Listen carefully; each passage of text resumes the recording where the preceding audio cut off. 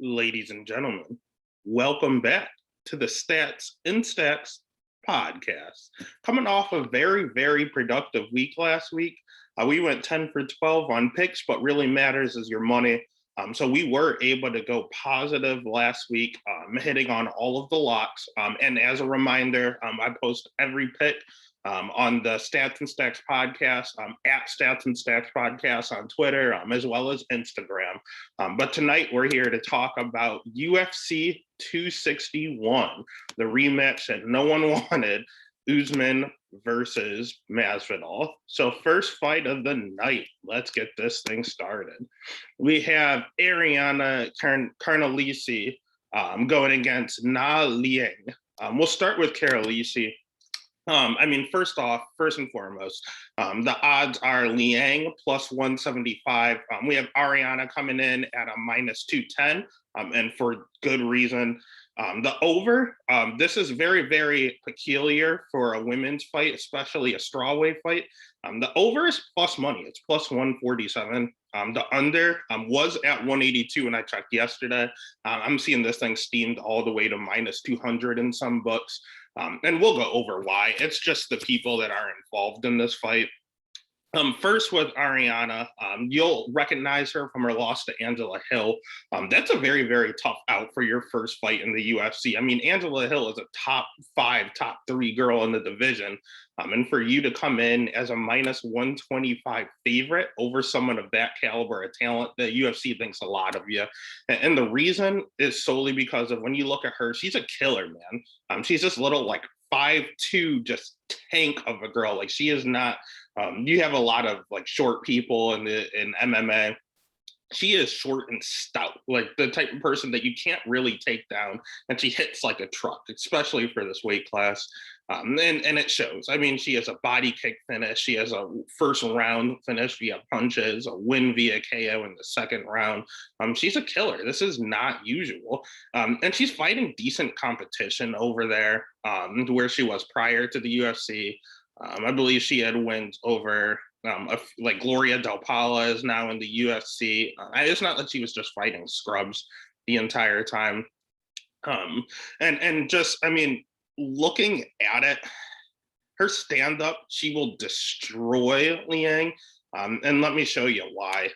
Liang is a lot taller. It's weird. It has her listed at 5'9" on some sites and 5'5" on others. I would lean towards the 5'5" looking at her. But she's someone they want to push. It's just, I've never seen her stand up. I've done a lot of tape study. And as soon as the bell goes, she comes in and shoots a takedown. There's no setup whatsoever. She just puts her head down and goes for it. And when you look at her, she's also skewing the line. She's the one skewing it the most. Look at this. Round 1, armbar. Round 1, armbar. Round 1, KO. Round 1, strikes to the back of the head. Well, she got taken out there. Then you have round 1, heel hook, armbar. So all of these fights are in round 1. She had one go to round 2. She lost a decision. And the thing is, it's not that she's some type of killer. She's getting soft matchups. I mean, you look at her last fight to get into the UFC, the girl she fight was making a debut. How is she 14-4 fighting someone that is making their first professional fight? Like, it doesn't make any sense. She's fighting all cans. And the times that she did fight someone, she got knocked out by Maria Agapova, who's in the UFC. She fought Lilia Shikarova is in the UFC as well. She just lost to Lauren Murphy. She's in the UFC and she lost there. It's like whenever she fights someone UFC caliber, she gets taken out. And whenever she fights someone that is 5-1, 0-0, 3-1, 4-2, 2-2, she goes out and finishes them in the first round. So me personally, I think that she has an extremely padded record. I do think she's overrated. So at that point, the pick is going to be Carnelisi. And the bet, I would stay away from the under at this point. It's way too juiced. It's more than just taking Ariana straight up. So I would just take Colosi at this point in time, honestly. Next fight of the night, we have Kayleen Arori versus Jeff Molina. We'll start with Arori because there's not a lot to report back. I mean, this fight is a pick 'em, literally even that -110 Iori, 110 for Molina. The over being 2.5 is -245, and under 2.5 is +195. If you're really trying to search here, if you're scared of that pick 'em card. I mean, when it comes to Lang, he's kind of just he's a generalist, honestly. He doesn't really have a lot of competition either. Looking at him, I mean, I go through his record and I don't really see anyone that's even fought in the UFC.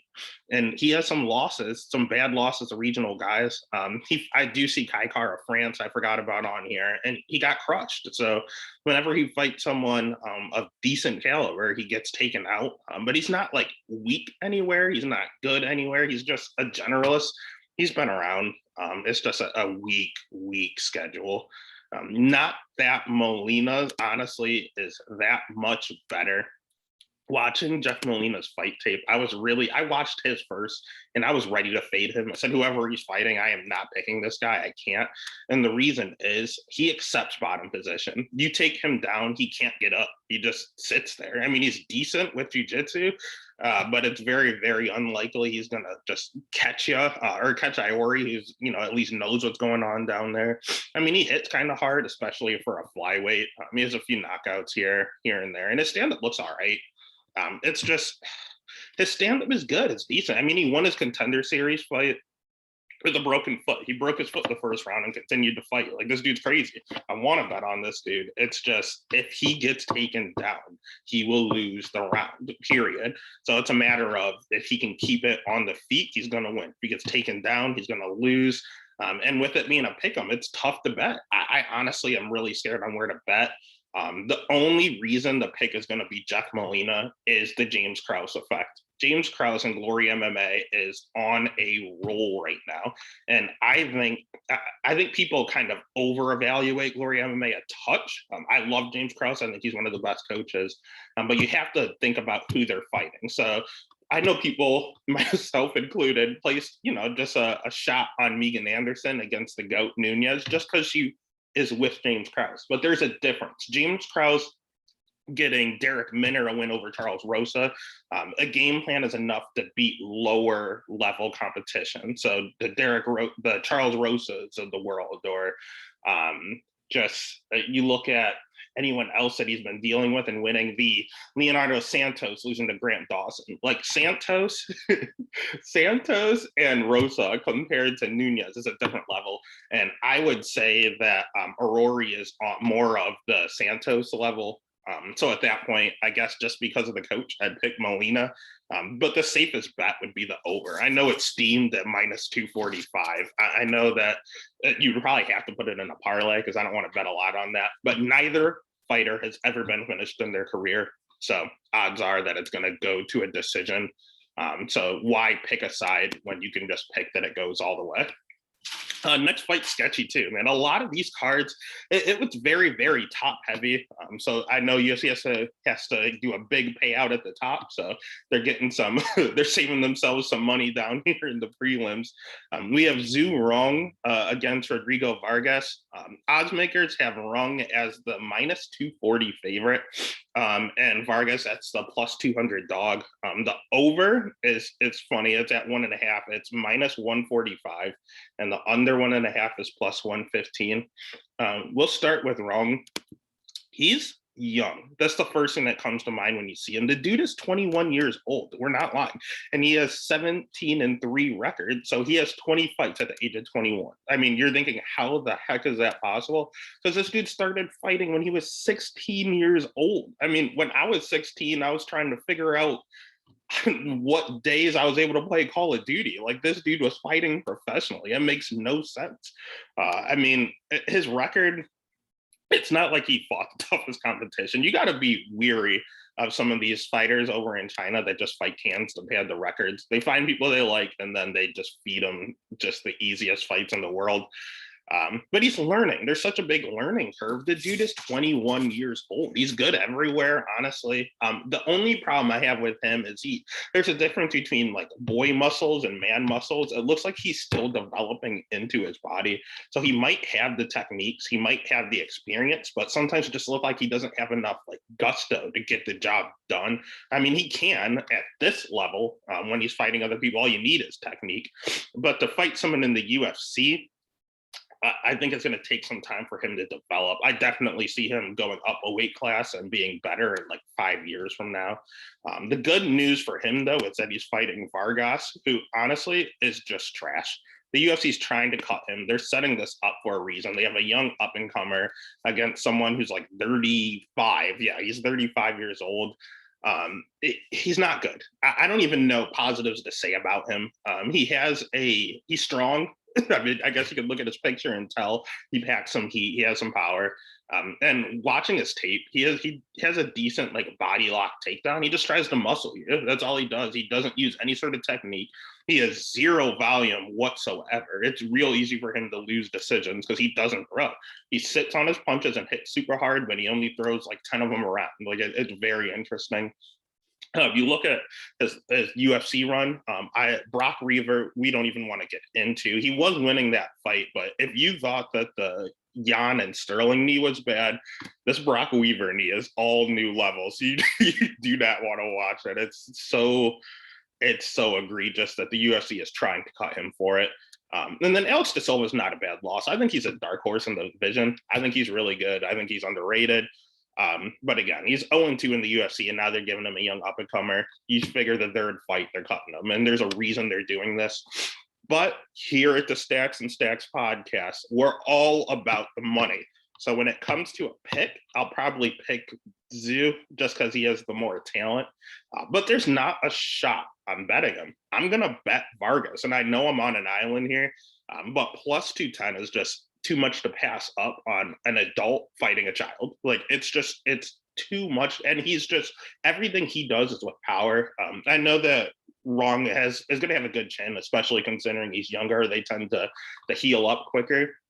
But you see these veterans take out these young kids over and over and over. And I'll be damned if I let it happen again. So it's just, I would bet Tszyu if it wasn't such a crazy line, but it's too wild. It's dog or pass. So unfortunately, give me one of the worst fighters in the UFC to get his first win in Vargas. Next fight, we have Dana Bakterel against Kevin Natividad. I have Dana at minus 180, and then Kevin coming in at plus 155. The over 2.5 is minus 172, while the under 2.5 is at plus 142. We'll start with Dana. He's okay. I mean, he's not the greatest. He hits really freaking hard. He has really, really good takedown defense. He's one of those guys where he's so short and compact and just strong. He's tough to take down, and when you do, he just pops right back up. You can't hold this guy down. He's going to get back up. But I mean, he's predominantly a striker, and he'll get you. He has a lot of KOs on his record. He has a rear naked choke here, win by punches, knee to the body. Even his last fight, it was just a crisp left hook taking down Guido. I mean, he's nothing to write home about. It's just one of these classic get back up power punchers, just at a lighter weight class. That's really all it is. And you look at Kevin. Kevin's a weird guy, just basically because you look at him against Miles Johns, and you want to say that he took the fight on 6 days notice. So how is he going to look? He looked atrocious. He did not look good whatsoever. He looked like he was not UFC caliber. And his record was a little padded as well. So he has you a little, it's a matter of if you think it was because of the short notice or you think it's because of the talent. I mean, he has pretty good takedowns. They're okay, I should say. They're not the greatest, but they're not the worst. But he has really good takedown defense. The problem is Dana's not shooting a takedown. He will never shoot a takedown. He wants to stand up and knock you out. And that's where we don't know what Kevin Natividad is like. We don't know if that Miles Johns is a wrestler, okay?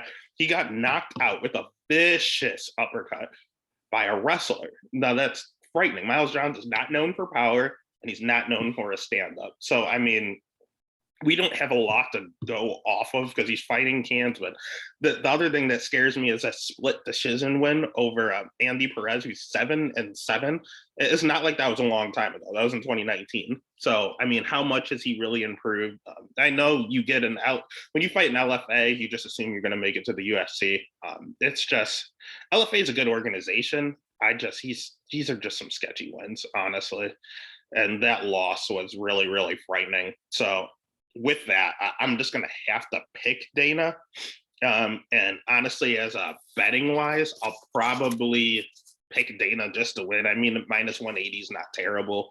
You can try to get nuts and do the under 2.5 if you really think he's just going to knock out Kevin easily.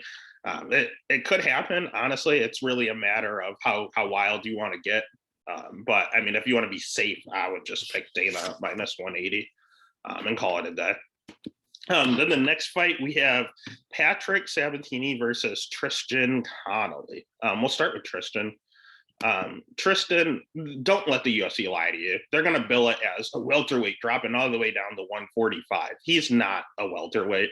He is a lightweight who fought at welterweight on a few days' notice and got a win. And I mean, don't get me wrong, I love Michel Pereira. It's rare. Everyone hates him. He always gasses himself out, dancing to the ring, doing backflips and fights and jumping off the cage. That's the type of craziness I love. I mean, my favorite fighter is Anthony Pettis because he jumps off in cages and does the same stuff that Michel Pereira does. I mean, that's my type of dude, but he's not someone you bet on. He's untrustworthy. And this is the reason. Tristan Connolly, if he fights Michel Pereira 10 times out of 10, if he fights him 10 times, I guarantee you Michel wins 8 out of 10 of those. It's just that night he gassed himself out, literally dancing to the ring. Like, that's how crazy this dude is. So I don't look a lot into that fight. I throw it away. And when I did tape study on him, I mean, he's okay. He's kind of like one of those wrestler boxers where he's really good at wrestling. But his boxing is really robotic. He doesn't throw any kicks or anything. It's just straight 1-2s down the pipe. They're kind of slow. They're not super hard. It's not like he's known for having a whole bunch of knockouts in his career. Just going over it, he has 1 knockout real early in his career. And that is it. He has 1 knockout the entire time. He's really good on the ground. He is a Brazilian Jiu-Jitsu black belt, and he's a good wrestler. So that's a good combo. And his gas tank is unbelievable. He just keeps going. He's a never-ending machine, and that's what will win you fights. If you have cardio and wrestling, you look at the Kamaru Usmans right now, the Habibs, just any of these people. Cruz reigned the 135 forever because of his wrestling and his cardio. Like, it's the best combo you can have. And Tristan, to his credit, does have that. The problem is he's fighting Pat Sabatini, who has the same style, only is better at it. So, I mean, at this point, when you look at Pat, he's also a Brazilian Jiu-Jitsu black belt. And he has really, really good takedown defense. It's 70% takedown defense. In addition, he can strike. It's a work in progress. You see that, but you see it getting better and better every fight, and it's leaps and bounds better than Tristan's. And the ground game is the same. You would say that they're both black belts, so it doesn't matter. But Pat, he's just that much better at everything that Tristan does. I don't believe I went over the odds, so I'll make sure I go with that. Pat is a minus 220 favorite, and Tristan is a plus 180 dog. And I would agree with those lines. The pick, I mean, the over 2.5 is at minus 215, and the under is plus 165. Generally, when you have 2 wrestlers or 2 ground game guys, they end up in a striking battle. And at that point, I will take Pat 10 times out of 10. So the pick is definitely going to be Pat. I think he's underrated, and he's someone to watch in the division. The bet, I would still bet Pat, honestly. I think it's one of the safest bets on the card. But if you want to get wild, you want to get a little loose, I do have a play on the under 2.5. Just because Tristan keeps coming forward, man. And eventually he's either going to get caught or he could get, I see a big club and sub happening. So at that point, if you want to get risky and get a plus 200, what is it? Plus 170 is the last thing I saw in there. You can get wild and try to hit that under. But if you want to be safe, I'd just pick Pat. And the next fight's that's a pretty scary one as well. We have Brendan Allen going against Carl Roberson. We have Brendan Allen coming in at a minus 150 favorite, and Carl Roberson to come back at plus 125. The line keeps moving towards Allen. I checked this morning; it was plus 130. The over is at 1.5, so they don't expect this thing to go long. The over is at minus 140. The under 1.5 is plus 110. We'll start with Brendan. He is sketchy. I mean, right now, let's be honest, Rufus Sport is going through some things. So trusting any of them leaves me a little hesitant right now. I mean, I know Gerald Meerschaert just won last week. So it's not like if they're at Rufus Sport, you don't bet them. It's just, I don't really know how his training is going with everything happening there right now. And you look at his losses; they're suspect. That last fight against Sean Strickland really scares me, and the reason is Brendan Allen is a wrestler grappler. He's very good on the ground. His takedowns, he doesn't shoot a lot, but when he does, he's pretty successful at it. The problem is he's one of these wrestler grapplers that are falling in love with their striking. You look at when Damian Maia started to fall in love with the striking, or Anderson Silva is a grappler first. He's better. He's a better jujitsu practitioner than he is a striker, or he was at one point. It's just these guys. Gilbert Burns right now, perfect example. He's crazy on the ground, but he's falling in love with his power and his striking. And Brendan Allen is doing the exact same thing, and he got tore the fuck up by Sean Strickland. Like, he got messed up, and because he didn't shoot one takedown. Sean Strickland is no jujitsu wizard. He doesn't even have the greatest wrestling. He just wants to keep it standing and then pick you apart. And for whatever reason, Brendan Allen obliged and got tore up. Like, I don't understand what the game plan was. You look at the Kyle Dawkins fight, it was all stand up, didn't shoot a takedown. Tom Breeze, all stand up, didn't shoot a takedown. Kevin Holland was getting kind of tore up until Holland gassed, and then he took him down and tapped him out. It's like he just forgot his way.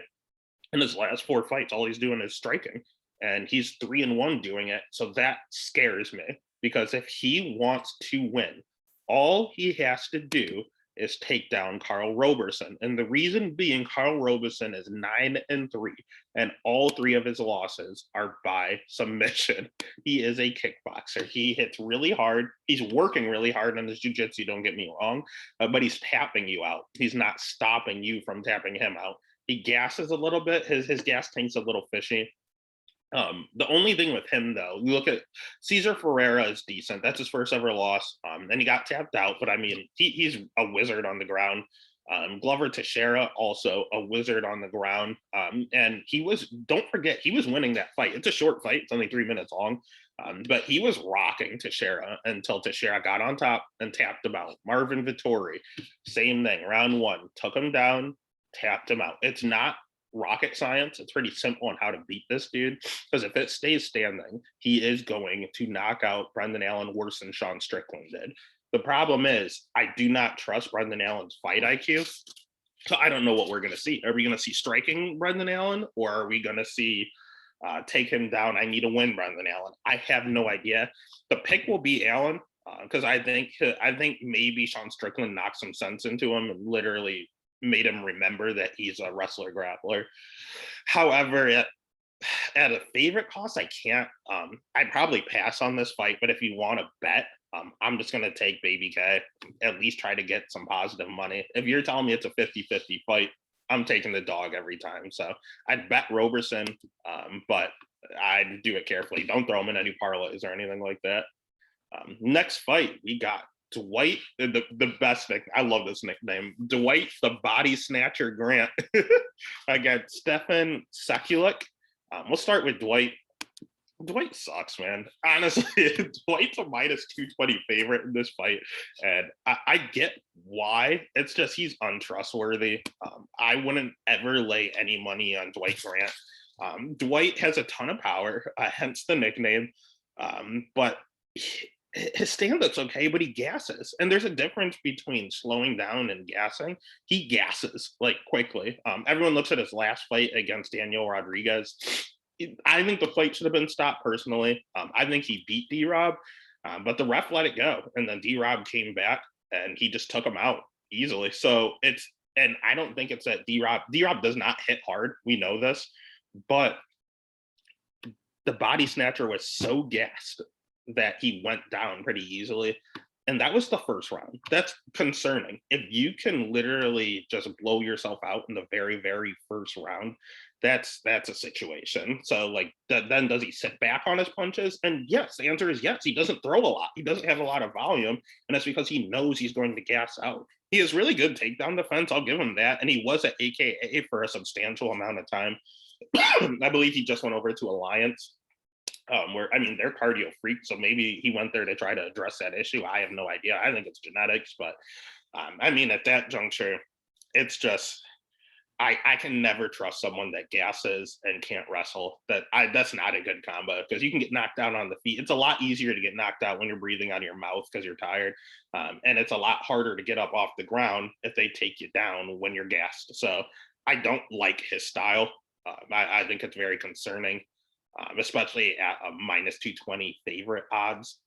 But then you also go over to the flip side of his opponent, who also is not very good. First and foremost, doing tape study, I was thrown off guard. I forgot about the leg injury, and that thing is gross. So if you thought the Anderson Silva one was gross, it's really about the same thing. Threw a head kick, broke his leg, didn't know it was broken, went to go put pressure on that leg, and you just watch it like tilt over. It's disgusting. Don't watch it. I recommend it. But he's not good. He's a generalist. He's another one of these guys that just fought a whole bunch of cans, and then gets exposed when he fights someone decent. And he's coming off of USADA issues. I mean, when I look at this guy, I don't look at that he's someone on the sauce, on the juice. He doesn't strike me as someone that I guess he needs it, and that's frightening because he's not watching the tape. He's not good. He's I mean, his loss to Ramazan Emeev is okay. There's nothing you can do there. Emeev's really good. He was just set up to fail there. But I mean, looking at his record, I don't recognize one name. The only name I recognize is David Zawada, and Zawada took him out in round 2 with punches, and Zawada generally taps you out, so that's even more concerning. I mean, when it comes to the fight itself, you have the over at 2.5, and it's plus 105. I could see it because Stefan doesn't really have any punching power, especially if he's off the juice. So that's not a bad bet, honestly. The 2.5, Dwight gasses, and it's not like he's out there and easy to finish. Under 135 is solely on if you think that Dwight's going to win. That's the only way it goes under, because Stefan's not going to go out there and knock him out anytime soon. That's not going to happen. So that's really on Grant. At that point, I guess it's better than picking Grant straight up, because that's the only way Grant's going to win. Me personally, the pick will be Sekulic, and the bet's going to be Sekulic, just solely on the fact that it's dog or pass. I don't like either one of them, so give me the plus money. I don't really care. I'm not going to want to bet this fight. Again, in my PRPs, I'll throw Sekulic on there just to try to juice it up a little bit, but I don't like either fighter, so just give me the dog if I'm going to bet it. Next fight, we have the headliner for the prelims. We have Randy Brown against Alex Oliveira. We'll start with Randy. The odds for Randy are minus 165. Come back on Oliveira's plus 130. The over 2.5 is minus 130, and the under 2.5 is just even money. Randy Brown is underrated, I think. You look at him, and every time you look at his highlights, you see him getting knocked out. But you got to think about the circumstance. He got knocked out by Vicente Luque. He's a top 5 guy in the division. Let's be honest. Everyone's finally woken up and realized how good Vicente Luque truly is. His loss to Nico Price, let's not forget, he was on top of Nico. He took him down, got him down. Nico hit those hammer fists from hell out of nowhere off his back. That is an anomaly. That's not normal. I haven't really seen it again since. It's not normal that he just caught off guard. It's not like he's chinny. He just has 2 knockout losses, and they were some really, really suspect ones. You look at Bilal Muhammad, he's good. He's another like top 10, top 15-ish guy. He's very, very good. And then his only other loss is Mike Graves. Like him or not, Mike Graves is UFC caliber. Mike Graves could be top 15, maybe even top 10 in the division if he could get his act together. If he could just lay off all the alcohol and all the other extracurriculars he does, he should be in the UFC. He's that good. He's got to get his life together. So those are his 4 losses. I mean, Mike Graves, good. Bilal Muhammad, top 15. Nico Price, death touch, and top 15. Vicente Luque, top 15. Then you look at his wins. Warley Alves, I wouldn't think it's that impressive. He's okay. But he tapped him out, and Warley's a jiu-jitsu guy. So that kind of caught me. That is a good win. That's a very good win that way. Brian Barberina, he's like a top 25 guy, but he took him out with knees and punches. I respect that. Mickey Gall, you got to finish Mickey. Mickey sucks. Brian Camozzi, Eric Montano, he's finishing these guys. So his matchmaking's odd. They either match him up with someone that he is not ready for in Vicente Luque or Bilal Muhammad at that point in 2017, or they match him up against the Mickey Galls and the Brian Camosis. Like, I don't know what they're doing. Alex Oliveira is a good spot for him. However, Alex Oliveira himself is just kind of an odd specimen. Everyone, the narrative is going to be, well, he's really got to fight. He's got to take every fight because he has like 27 kids. It's just, even before all of the baby mama drama, you never knew which Alex Oliveira was going to show up. I mean, you have an Alex Oliveira that could be top 15 in the division, and then you have an Alex Oliveira that could be cut. Like, you never know which version you're getting.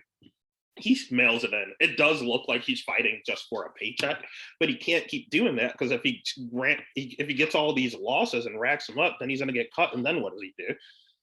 So I mean, his last fight against Shavkat Rakhmonov, that kid's really good. Shavkat's really good. So it's not that it's a bad loss; it's the way he lost. He just looked like he gave up. He missed weight, he ran out of steam, and he got choked out. He gave up in that fight.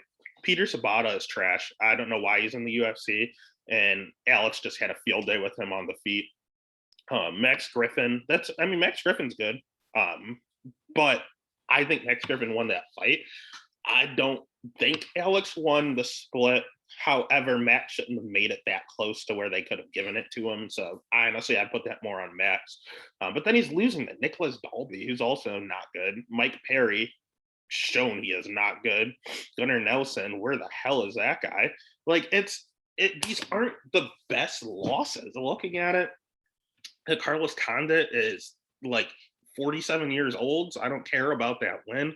I have no idea who Carlo Pedersoli is.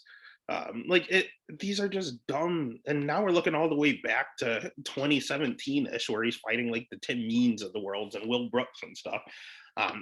He's just had an up and down career. He's too untrustworthy. He's a jiu-jitsu guy that keeps getting tapped out, and he doesn't have good cardio. So you can never trust Alex. I will never trust Alex. He's like a box of chocolates. If you think of like Forrest Gump, you just never know what you're going to get. So I'm going to pick Randy Brown to win the fight. And honestly, at minus 165, that's fair. So I'm going to bet Randy Brown, and I actually have a bet on him, and he's kind of anchoring a lot of my parlays. Then we go to the main. We finally made it to the main card. We have Anthony Smith going against Jimmy the Brute Crute. We'll start with Lionheart here. Anthony is the plus 165 dog. Jimmy Crute coming back at minus 195 the last time I checked. Over 1.5 is minus 182. The under 1.5 is plus 147. And the reason is Anthony's nickname, Lionheart. They don't expect him to win, but he's proven time and time again that he's durable. Just looking at his record, he's 34-16. This dude has had over 50 pro fights, and he's 32 years old. That's not normal. This dude loves to fight, just keeps going and going. And he's had a weird run recently. I personally think Anthony Smith sucks. I think he's overrated. His last win against Devin Clark, he really needed. Anthony's a nice guy. Don't get me wrong. I have no problem with Anthony Smith. He deserves everything he's had. He's a great guy. But talent-wise in the UFC, Devin Clark, first and foremost, is a middleweight. So was Anthony. So, it's two middleweights going against each other. Devin is not good. I don't know how Devin got a main event spot. I think there were some fallouts, and Devin was stepping in, stuff like that. Devin Clark is not good. He's a wrestler, can't do anything else. So that win really doesn't mean much to me. The Rakic fight, I think Alexander Rakic is also overrated, as shown in the the Thiago Santos fight a few months ago. He's not good. Glover Teixeira, he came out and pieced up Glover. And the reason is they always say his nickname is Lionheart because he gets beat up the first few rounds and he comes back and he finishes you. He was sick of that narrative. He came out and went wild on Glover Teixeira the round one and then gassed, had nothing left. And Glover picked him apart, knocked his teeth out, and handed it to the referee as he was whooping his ass. Like, I've never seen the ass whooping like that. It was rough. It was hard to watch. And eventually, I don't know what took so long, finally got shown mercy and Glover won. Then you look at the Gus fight. That's a weird one too. It's another one where he tried to start fast just because of the narrative. And Gus has kind of checked out. When you're talking retirement, I never bet on people that are talking about retirement because their mind's not in it. And I think he took advantage of that with Gus. John Jones, you're going to lose to the GOAT. Ozdemir whooped his ass. And then he came back and he choked him out in the third round. He was literally losing like 30-27 and came back and beat him. Shogun Rua is so old. Like Shogun Rua, he might be in his 30s, age-wise, but fight years, that dude's in his 50s. He's been fighting forever. I am not impressed with that. Rashad Evans, again, one of his last fights, same ordeal. Super old, retired after the fight.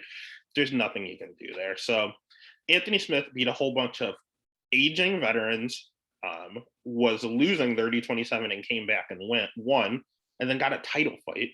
Got destroyed in the title fight, knocked out someone that also wanted to retire. So I'm scared that Jimmy Crute's about to retire at age 25 because every time Smith wins, the other person retires. So I don't know if they're just embarrassed that they lost or what happened.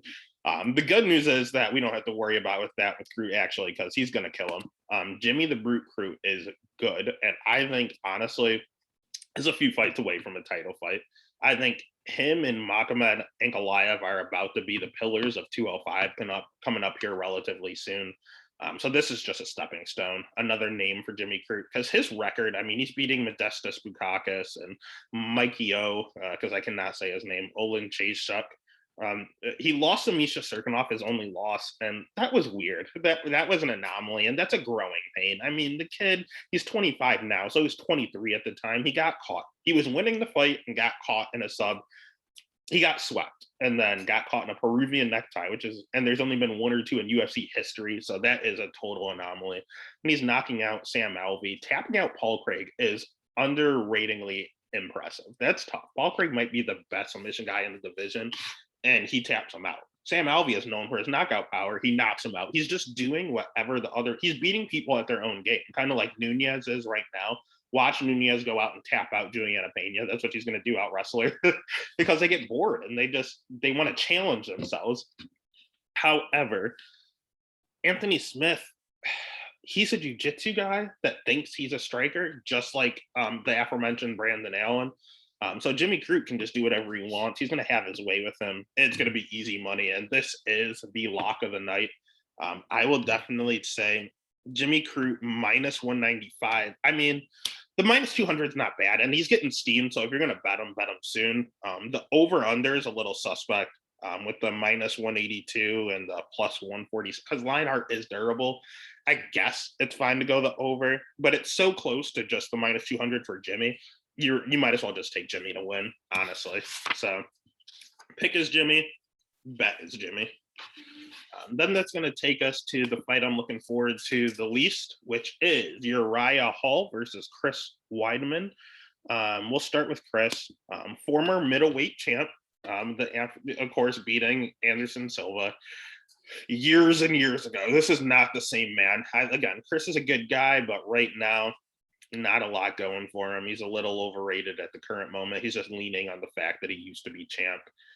Looking at his record itself, that Amari fight is what everyone's going to talk about because that was bad. That was a really, really bad look.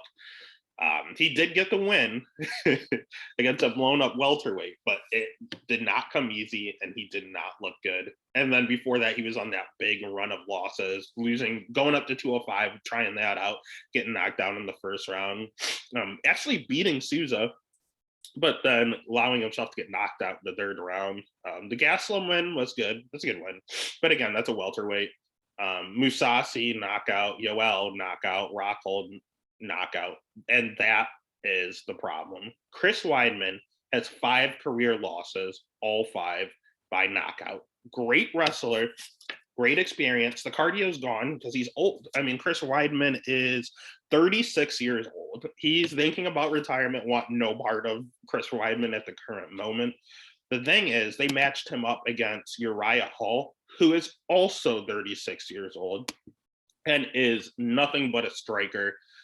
He can't wrestle. He has no jujitsu, but he has power. And that's the thing that scares me with Weidman. Uriah Hall, you look at his last win was against Anderson Silva, knockout. Antonio Carlos Jr. I thought, honestly, ACJ won. But I mean, I can see where they gave it to Uriah. It is what it is.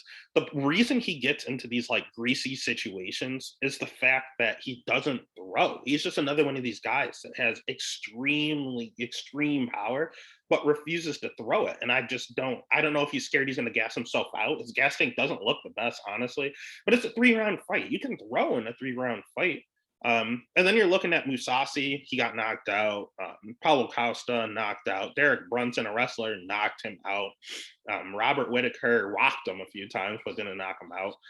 So when you look at it, he either has split decision losses and even some wins just because he doesn't throw a lot. It's always close, or he's getting knocked out.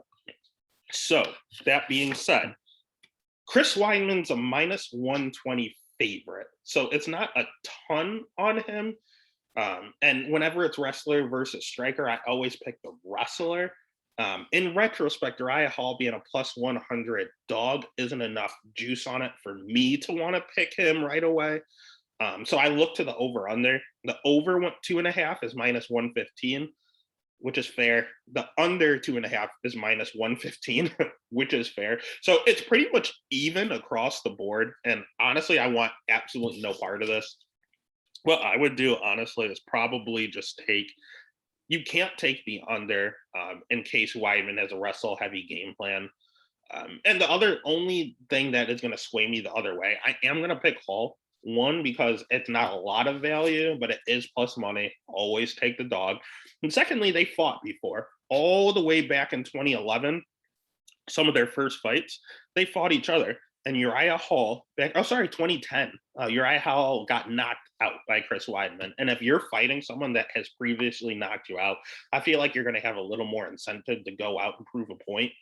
So I think at dog value and him having a revenge factor, I am going to pick Hall, and I don't want to bet, but I'm a degenerate. I'm going to bet on every single fight, let's be honest. So I'm going to bet Hall as well. Just can't put him in a parlay because he's untrustworthy. So we will bet Hall. Then we have the title fights. And honestly, spoiler alert, I think we're going to see a lot of and still, starting with the Valentina fight. Valentina, everyone says that Amanda's the GOAT.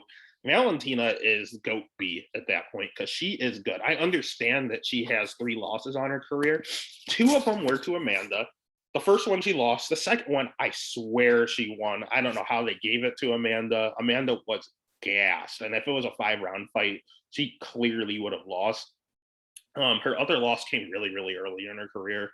What was it? To Liz Carmouche, and it was a cut stoppage. So it's not as if she even lost.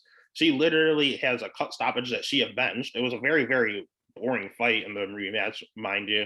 And then she has a split decision loss to the GOAT, and a decision loss to the GOAT. So like she is the real deal, and especially at 125, no one can touch her. She's good everywhere. I literally don't know where she's bad. She uses her grappling to win, like she did the last fight. She uses her stand-up to win, like she did the fight before. I just don't understand where she's bad. She has good names on her resume, the best 125ers you can find. And I literally cannot find a weakness. She's tough. She has a Muay Thai background. She has a hell of a ground game. She can wrestle when she pleases. She is good literally everywhere. Then you go to the flip side. You have Jessica Andrade, who I think she's good and overrated at the same damn time. Honestly, Jessica, she's a little tank, just like Canelo earlier. She hits hard. She's real short. She has it's not that she has good wrestling. She's just like a bull, man. She just bull rushes you and picks you up and slams you. No technique, just brute strength. She is a tank. Former champ. So, I mean, that's one of the reasons that she got the title fight. They can kind of bill it that way. But my major concern is she's not going to come out and just out wrestle Valentina. I mean, I've seen Valentina taken down. Even Jennifer Maya did at her last fight. And then Valentina was like, all right, that was fun. Never again. And didn't get taken down again.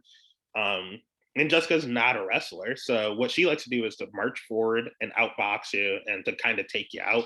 Valentina has a reach advantage. And that is a scary, scary thought that the better striker has a reach advantage. The better wrestler won't be able to take her down. And she's better on the ground as well. So I wanted to initially bet Jessica just on a flyer because Jessica is a plus 330 favorite. No value on Valentina. She's minus 420. Stay the hell away from that. So what I would do personally, I looked at the over. Over 4.5 is minus 105. The under 4.5 is minus 125. And at that point, I started flip flopping on that because that's where your value is going to be. It's just Jessica marches forward so often that Valentina can take her out. I can see it happening. And Jessica's pretty durable. It's not like, I mean, I know Weili Zhang took her out in like 40 seconds. Yeah, 42 seconds. But outside of that, her losses, I mean, she was fighting up at 135 and not really getting knocked out or anything like that. She did get submitted a few times. But again, these are 135 pounders. I mean, she's fought all the way down at 115. That's where she won the title. So knockout, she has 2 knockout losses on her career. So, I mean, it's not like Liz Kabuch is a power puncher either. I don't know, man. What I would do, I would just bet Valentina, but not by herself. No standalone value. You have to throw her in a parlay and just use her that way because there's no way I would feel good about Valentina inside the distance or by decision or betting your house on her. I don't like that either. Just throw her in a parlay, call it a day. Then we have another title fight, and this one has me torn. I have Rose Namajunas plus 160 going against Zhang Weili at minus 210. Originally, I was all over the Rose train at plus money. I wanted every bit of it. Give me all the smoke. But then her comments that she made me start to favor Weili just like personally. And then I started doing the tape study, and then that started to lead me towards Zhang. And now I am just stuck 50-50 in the middle. Zhang is only at minus 210, so it's still bettable. The over 4.5 is minus 140, under 4.5 is plus 110. We'll start with Zhang. So Zhang, a lot of people are saying is going to be the one to beat Valentina. They think that she's going to eventually move up a weight class and kind of do champion versus champion. The funny thing about Zhang is she's 21-1. Okay. She decided she lost her very first fight. She lost, it doesn't say how, but she lost her first fight and then decided she doesn't like losing and has won 21 straight fights. Like, she has that mindset to where she's very, very unbreakable.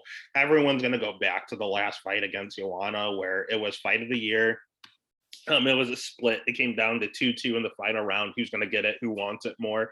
And Zhang showed, I mean, she looked gassed at the end of the second round, but she has that championship mentality. She has that heart, and she pulled through. I thought Joanna won again with these splits. I feel like I'm always on the other side, but I see where Weili won. So I mean, in her wins, I mean, Tisha Torres is good. Jessica Andrade, obviously, we just talked about, is good. She has some good wins on here. Danielle Taylor. I mean, she's okay. She looks good. She hits freaking hard. Really good power, really explosive. That's what I would say about her. That's a definition of explosion. She's like shot out of a cannon. Her cardio, again, it checked out. And that will is really, really what separates her from the rest. Then you look at Rose. Rose is better than her 9-4 record. She doesn't have a lot of fights, honestly, for as long as she's been around. She's good everywhere. She's good on the feet. She showed with the knockout over Joanna, and then the rematch where it was predominantly standing. She's good on the ground. That's what she was originally known for. Her wrestling is not like anything to write home about, but I mean, it's there. And she's a former champ, so she also has a championship mentality. Again, the thing with her though, she's not the biggest fan of pressure. It's not like she's just going out there and getting knocked out by any means. Obviously, yeah, she lost her title via knockout, but that was via a slam, and that was just her boneheaded decision to hang on to the armbar. Otherwise, she lost a split, and she got choked out in the tough finale against Carla Esparza, who's very good. And she lost a decision to Tisha Torres. So she's only losing to the top people. Carolina was good at that time. She fell off a cliff, but she was good at that point. He's not losing to bad people. And the problem is, I look at Andrade, I look at Carolina, I look at Carla, and they are all on the same level as Zhang. Only Zhang may be a little better, a little more explosive. So I have done a complete 180. Went from the plus 165 with Rose, and I am now picking Zhang. And honestly, minus 210 is not that bad. I'm gonna bet Zhang as well. I'll probably throw in a parlay. I'll probably do what everyone else is doing and have the all champions parlay. Main reason being because, again, Valentina's too much to just bet by herself. Zhang should win her fight. And when we go to the main event, we have Kamaru Usman versus Jorge Masvidal. No one cares about this fight. It's stupid. I don't know why it's here. Jorge plus 330. Yeah, you heard me. Street Jesus is at plus 330. Kamaru Usman minus 420. Over 4.5 minus 190. Under 4.5 plus 150. And again, for damn good reason. Gilbert Burns, good win. He actually showed his championship heart there because he was hurt early on. Came back and finished Burns and did it on the feet. I'm just getting nervous. Usman's one of these guys. You look at his last few fights. Gilbert Burns, he kept it on the feet, but I think it's strategy. I don't think that he's one of these guys that are wrestlers that are fall in love with their striking. I think he knew if he goes to the ground, Burns can tap him out. Burns certainly thought so, and they trained together, so I think there was a reason. Jorge, he did. He wrestled them the entire time, and he should have. And then you look at Colby, he stood the whole time. But I also think that's because wrestlers, again, they cancel each other out. So it was a standing affair because he took down Woodley and RDA, Damian Maya. So yeah, I mean, he's not just standing up because he wants to and he wants to prove a point. He's doing it because it's the best way to win, and it's clearly working. I mean, he's 18-1. His one loss was he got tapped out very, very early. Oh my God, 2013. It was his second fight of his career. And then decided he doesn't like losing either and just went on a roll, man. So I'm all in on Usman. Personality wise, I like what he represents. I like what he stands for. I just don't like him personally.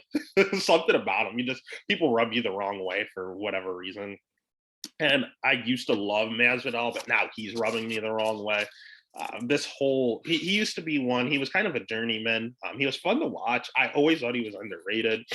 But as soon as he started getting this fame, all the Scarface bathrobe stuff and all the talk, I'm not buying the narrative that he didn't have a full training camp. He took it on 6 days' notice. I saw pictures of him. He posted training with Bo Nickel weeks out. He was training. He was ready. He knew that he could be a replacement for Gilbert Burns. He knew this, and he trained accordingly. Do not buy into the 6 day narrative. It's not true. He may not have been training specifically for Kamaru, as he was planning on if either one of them go out, I'm going to come in and get that interim belt or real belt, like he fought Kamaru. The problem is, it's not like he was just out of shape. There's a reason he was able to make that weight. I give him all the credit in the world for doing it, and especially on short notice. I full respect him as it all. However, I am not buying the training camp narrative. And I mean, his stand-up's good, his ground game is good, his wrestling defense is okay. But against Usman, that's really what he wants to do, he'll take him down with ease. And guess what? He's already freaking done so. We saw this fight a few months ago. It was boring as hell, and it's about to be the exact same word. Why on earth would Usman want to stand up with Masvidal? It doesn't make sense. He's not stupid. But I'll give Usman he has great fight IQ, and he is going to just take him down over and over, and then let him up, laugh at him, and then take him down again. It doesn't make any sense for this rematch. So the only good thing we have about this fight is the fact that Masvidal is durable, man. You look at his record, loss via decision, decision, decision, decision, decision, decision, decision, decision, man, his loss, the last time he got knocked out was 2008. The last time he got tapped out was 2009. And those are the only ones on his record. This dude is the definition of durable. I'm telling you right now, Kamaru Usman is not tapping out Masvidal. I'm telling you right now, it would take some miracle for him to knock out Masvidal. So the pick undoubtedly is Usman. If you want a flyer on Masvidal, if any of these people are going to win, if any of these challengers are going to beat a champion, I would say it's Masvidal by KO. You could take a look at that prop, even submission. Actually, I would just take inside the distance. I could also see a club and sub. But if they fight 10 times, Usman's winning 8.5. So if you want to take the flyer, you can. I mean, his name is Game Bread for a reason. But if you want to be safe, this dude does not get finished. He's a gamer. I would just take the over at minus 190. It's not the worst. Again, the official fight picks will be up on the Twitter, on Instagram at Stats and Stacks. Otherwise, let's make money. The first week was a success. Let's make this week a success. And I'll post those picks probably after weigh-ins on either Friday night or Saturday morning. And let's get paid. Let's get to it. You have a great day.